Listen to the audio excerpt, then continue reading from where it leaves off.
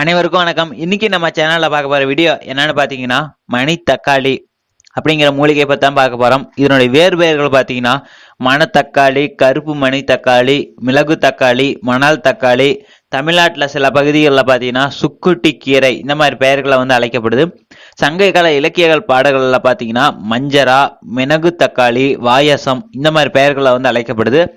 இது மட்டும் இல்லாமல் பார்த்தீங்கன்னா காய்கற்ப மூலிகைகளில் பார்த்தீங்கன்னா இதுவும் ஒன்றுன்னு கூட சொல்லப்பட்டுட்டு இருக்கு. அதாவது காய்கற்ப மூலிகைகள் என்ன வேலை செய்யணும்னு பார்த்தீங்கன்னா உடல் உறுப்புகள் அழுகாம உடல் உறுப்புகள் திசுக்கள் சேதமடையாமல் பாதுகாக்கும். சேதமடைந்த திசுக்களை மீண்டும் மீண்டும் புதுப்பிச்சுட்டே இருக்கும். அதே தன்மையை பார்த்தீங்கன்னா இந்த மணித்தக்காளியும் அதே வேலை செய்யுது. அதனால பேரும் கூட சொல்லிட்டு இருக்கிறாங்க. இதனுடைய வளர்ப்பு அப்படின்னு பார்த்தோமா, இது ஒரு ஓராண்டு தாவரத்த வகையை சேர்ந்தது மற்றும் சிறு செடி வகை. அது மட்டும் இல்லாமல் இது கீரை வகையும் சேர்ந்ததும் கூட. இது வெப்பமண்டல பகுதியால் தான் இதோட தாயமாக கருதப்படுது. இது கிட்டத்தட்ட பார்த்தீங்கன்னா எல்லா வகை மண்ணிலையுமே செழிப்பாக வளருது. அது மட்டும் இல்லாமல் பார்த்தீங்கன்னா பயிரிடப்படுது. இதோட தாயகம் அப்படின்னு பார்த்தீங்கன்னா நம்மளோட கன்னியாகுமரி கீழா பகுதியில் பார்த்தீங்கன்னா இலங்கை, தமிழ்நாடு. தமிழ்நாடுல பார்த்தீங்கன்னா பின்னாடி தான் வரும். இது முக்கியமான தாயகம்னு பார்த்தீங்கன்னா குமரி கண்டம் சொல்லலாம். அப்படியே இலங்கை தீவுகள், இலங்கை, அப்புறம் ஆஸ்திரேலியா அந்த ஒட்டி வரும். அப்புறம் மாலத்தீவுகள், அந்தமான் தீவுகள்லாம் பார்த்தீங்கன்னா இதில் முக்கியமான தாயகமாக சொல்லப்படுது. இது மட்டும் இல்லாமல் பார்த்தீங்கன்னா இதில் இதோட முக்கியமாக பலன் இல்லாமல் சொல்கிறாங்கன்னு பார்த்தீங்கன்னா இதில் நீர் சத்து, சுண்ணாம்பு சத்து, பாஸ்பரஸ், தாதுப்புகள் அதிக அளவு இருப்பதனாலேயே இதுக்கு வயிற்றுப்புண்கள் மற்றும் அல்சரை குணப்படுத்தும் ஆற்றல் இந்த மூலிகையை விட மற்ற மூலிகைகளுக்கு எங்கேயுமே இல்லை. அதனாலே இந்த சத்து பொருட்களை இது இழக்கிறதால இதுக்கு இந்த அளவு சிறப்பாக போட்டுக்கிட்டு இருக்கிறாங்க. இதோட சுவை பார்த்தீங்கன்னா இனிப்பு சுவையுடையது. இது இல்லாமல் இது குளிர்ச்சி தன்மையுடையது. இதோட பூக்கள் பார்த்தீங்கன்னா வெண்மை நிறத்தில் காணப்படும். காய்கள் பார்த்தீங்கன்னா காய்கள்லேருந்து பழம் மாறுறப்ப கருநீலம் முதல் ஆரஞ்சு சிவப்பு வரை மாறும். இது மட்டும் இல்லாமல் பார்த்தீங்கன்னா இந்த மூலிகை நீங்கள் தாராளமாக பச்சையாகவே சாப்பிடலாம். எந்தவித பக்கம் விளைவும் இல்லை. அடுத்து பார்த்தீங்கன்னா சங்ககால இலக்கிய பாடல்கள் மற்றும் சித்தர் பாடல்கள் மற்றும் அறிவியல் வளர்ச்சி, நம்ம இருக்கிற இப்போ காலகட்ட அறிவியல் வளர்ச்சி, இந்த மூணு சேர்த்து ஒரு குறிப்பு உங்களுக்கு தரம் பாருங்க. அந்த காலத்துல பார்த்தீங்கன்னா இந்த மிளகு தக்காளி, அதாவது மிளகு தக்காளின்னு சொல்ல மிளகு தக்காளின்னு சொல்லியிருக்கிறாங்க. மிளகு தக்காளி பார்த்தீங்கன்னா வாய் பிடிப்பு, வாய்ப்பெண் சம்மந்தப்பட்ட நோய்களுக்கெல்லாம் சரி பண்ணுவோம். விந்து குறைபாடு பிரச்சனையை சரி பண்ணுறதுக்கே அதிக அளவு போட்டிருக்கிறாங்க. இதை பற்றின சித்தர் குறிப்பு ஏகப்பட்ட குறிப்புகளை வீடியோ ஸ்கிரீன்ஷாட்டில் கொடுக்குற பாருங்க. ஆனால் இப்போ நம்ம தமிழர்கள் பார்த்தீங்கன்னா கிட்டத்தட்ட 10,000 வருடம் 20 முன்னாடி இதை கண்டுபிடிச்சதா இப்போ கிட்டத்தட்ட ஒரு 2006ஆம் ஆண்டு பார்த்தீங்கன்னா ஆய்வாளர்கள் என்ன சொல்லியிருக்கிறாங்கன்னா இதோட இலைசாறு பார்த்தீங்கன்னா இந்த இலைசாரை எடுத்து வெள்ளை எலிகளுக்கு ஒரு குடல் புண் மாதிரி ஏதாவது கெமிக்கல் எலிகளுக்கு கொடுத்து அதுக்கு வயிற்றுல புண்களை உண்டாக்கி இந்த மணத்தக்காளியோட இலைசாரை அந்த எலிகளுக்கு கொடுக்குறப்ப அதோட புண்களை ஆற்றப்படுது, அபரிவிதமா சீக்கிரமா சரி பண்ணுது அப்படின்னு உலக ஆராய்ச்சிகள் ஒத்துக்கிட்டு இருக்கு.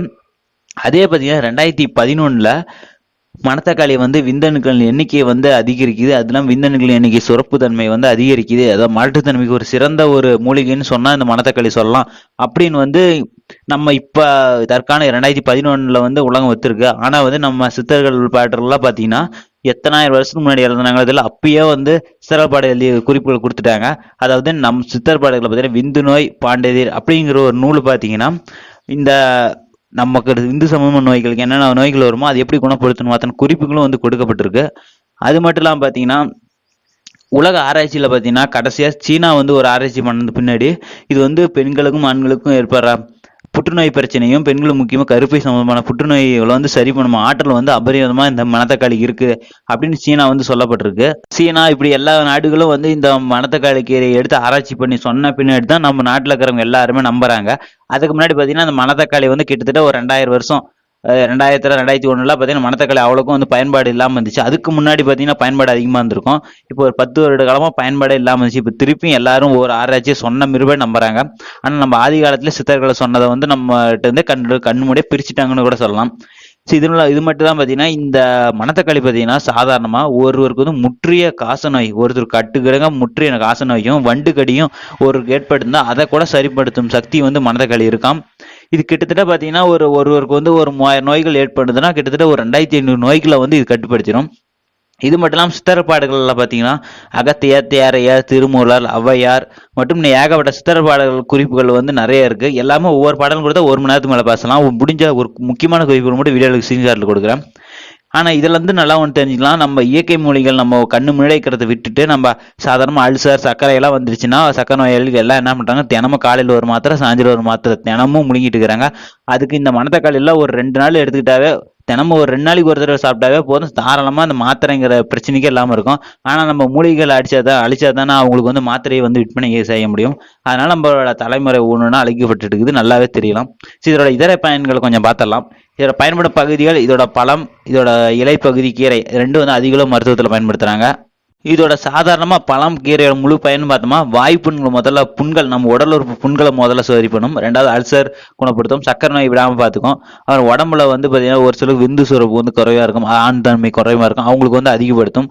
அழுத்தன்மையை பொதுவாக வந்து நீக்கும் சொல்லலாம். இதெல்லாம் மாச நோய் சம்மந்தப்பட்ட நோய்களுக்கு வந்து சிறந்த மருந்து. இதெல்லாம் தோல் சம்மந்தப்பட்ட நோய்களுக்கு வந்து, அப்புறம் உடல்ல வந்து திசுக்கள் அழிஞ்சிட்டு, அதாவது தோல் சம்மந்தப்பட்ட நோய்கள் திசுக்கள் அழிவுச்சுனாலும் அந்த அழிவதை வந்து தடுத்து திரும்பி மீண்டும் புதுப்பிக்கும்.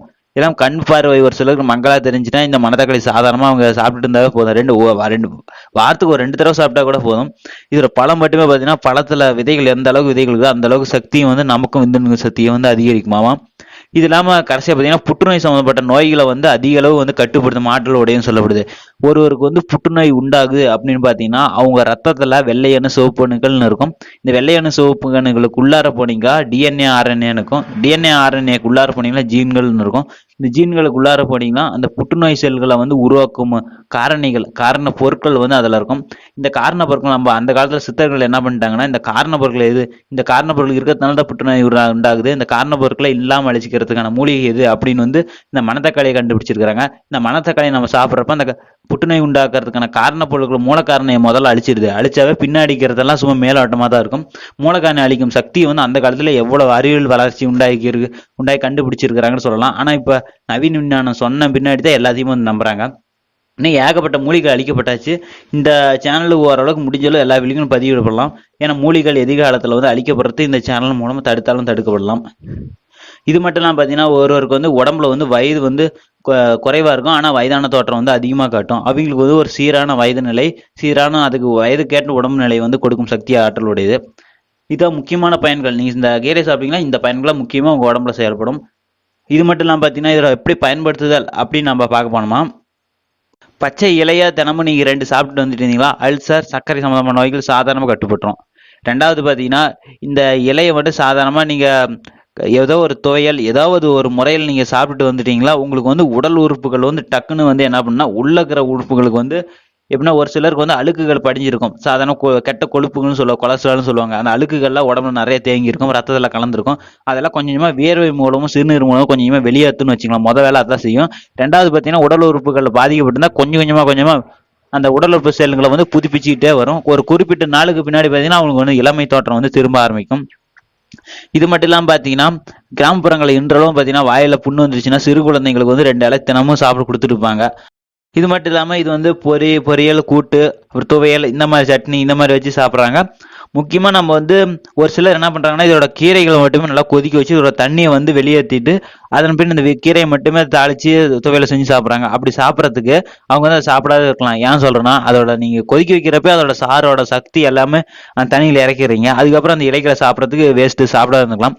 அதோட இலைக்கு தண்ணிகளை வந்து ஒரு சிலருக்கு வந்து வயிற்றுக்கடுப்பு, ஒரு சிலருக்கு ஒரு மாதிரி குமட்டல் அந்த மாதிரி பிரச்சனை இருந்தாலும் சரி, வயிற்றுல புழுக்கள் இருந்தாலும் சரி, இந்த தண்ணி வந்து நீங்கள் வெறுவத்தில் கொதிக்க வச்சு இதோட சாரை மட்டும் எடுத்து குடிச்சிங்களா கூட அவங்க சரி பண்ணிடும், ஒரே நல்லா சரி பண்ணிடும். இதான் அதோட பயன்கள். நான் இந்த பயன்கள் இதெல்லாம் சொல்லியிருக்கிற பயன்களாக முக்கியமான பயன்கள். இதை நீங்கள் சாப்பிட்டீங்களா உங்களுக்கு இந்த பயன்களை கண்டிப்பாக நடக்கும். ஓகே ஃப்ரெண்ட்ஸ், இந்த வீடியோ பிடிச்சா லைக் பண்ணுங்க, ஷேர் பண்ணுங்க, பிடிக்கலாம் டிஸ்லைக் பண்ணுங்க. இதில் பற்றின ஏதாவது குறிப்புகள் உங்களுக்கு தெரிஞ்சாலும் மறக்காம கமெண்ட் சொல்லுங்க. நன்றி.